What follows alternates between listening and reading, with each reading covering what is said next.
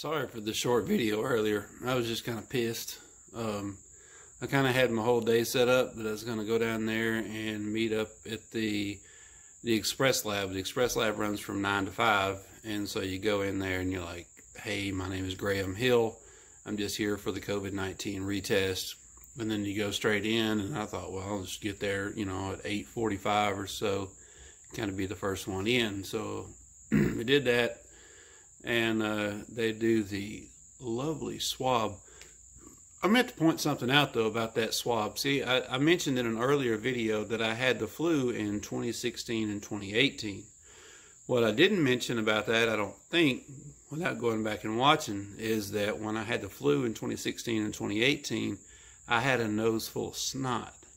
Here lately, I've been really, really dry.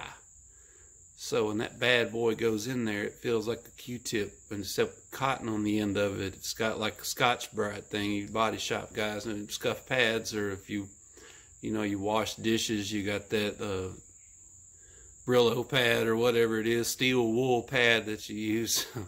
That's kind of what it feels like. And when they pull it out, there's a little bit of a delay, and your cheeks kind of burn a little bit, and then you know, it's like somebody's cutting onions, so you know, your eyes start watering and all that. So sat there and played with my phones, jinxed myself for the second time. And what I mean by that is both times I was texting Lacey, my installer sales specialist at work, and both times, on the 6th and today, I said, you know, well, I'll be there. Like today, I think I said, well, on the 6th, I said, well, I'll be there at 10. And today, I think I said, hey, just give me a little bit. This thing is going to be negative anyway. So, sure enough, I knew when they got back, it was going to be great results, because they come back. When they come back, this is funny too.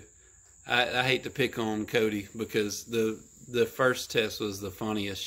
She met me at the door and let me in, and don't get me wrong, she's got her, you know, face covering on just in case she's got it and I don't. She won't transmit it to me, and I got my face covering on, just, you know, being responsible or whatever, and I'm sure that's part of their rules.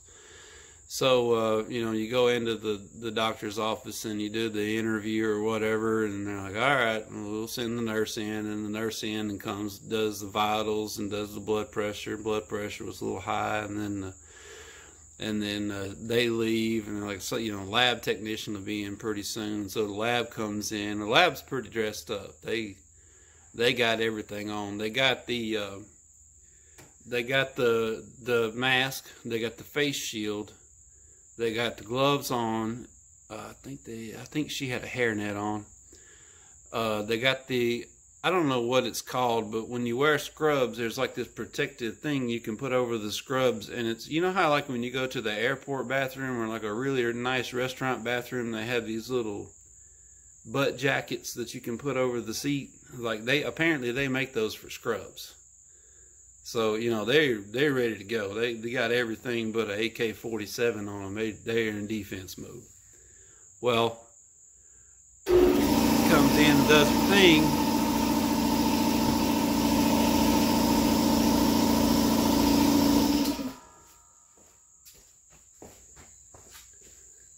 This is what you get into when you're trying to do a video. These are all one-take videos, by the way. I don't edit any of them, and I don't try them again. If they don't work, I just throw them in the garbage. So they come in and do their thing, and then the nurse comes back in. She's like, hey, blood pressure's a little high. It's like 140 over 89 or something. So let's check it again. Okay, we check it again. 130 over 85 or 6 or something like that. So that's a little better. And then there's a knock on the door about 20 minutes later, and it's Dr. Cody and an assistant that she's training or whatever. And now they've got all that stuff on. They've got the gloves on. They've got the mask on she had on before. They got the face shield on. I think she had something over her hair. I'm still not sure about that. She's got the toilet seat jacket equivalent to scrubs on and all that. So that's how the lab technician came back today. She had all that stuff on. She's like, oh, I'm sorry. Still got it, but it might just be something, you know, okay. In your nose is just a dead virus. You know, she didn't really sound like Dr. Phil or the guy from South Park, but I just thought that'd be funny. So, game plan, as I said in the earlier video, you know, go back in 48 hours and try it again. You know, nasal spray. I think I'll have my mom set out the neti pot on the back deck or something in the morning, and I'll go up there and get that and use that, because if that don't flush it, nothing will. Let's see. Other than that, I'm glad y'all noticed the product placement from the earlier video for the bush light. Gotta love curbside. Anyway, I think that's it. So I go back Wednesday, 9 o'clock again for the retest, and hope everything goes right. I mean, it's all legit, you know, for the people kind of crying wolf on this deal. The same day that I tested positive, one of my delivery drivers and my boss both tested negative at the same place. So it is what it is. It's just hanging around a little bit longer. I'm asymptomatic, which is a good, I mean, I've been kind of staying at home, but it's a good reason to wear the mask, because, you know, as I'm talking, like right now, you know, as I'm talking, laughing, coughing, sneezing, singing, whatever, you know, spit is coming out of my mouth, and a little cloth, it, you know, it blocks it. So that's there's a purpose for them. It's not about receiving, it's about giving, and I don't want to be a giver this time. So y'all have a good one. Peace, and hopefully another final update coming pretty soon. Thanks.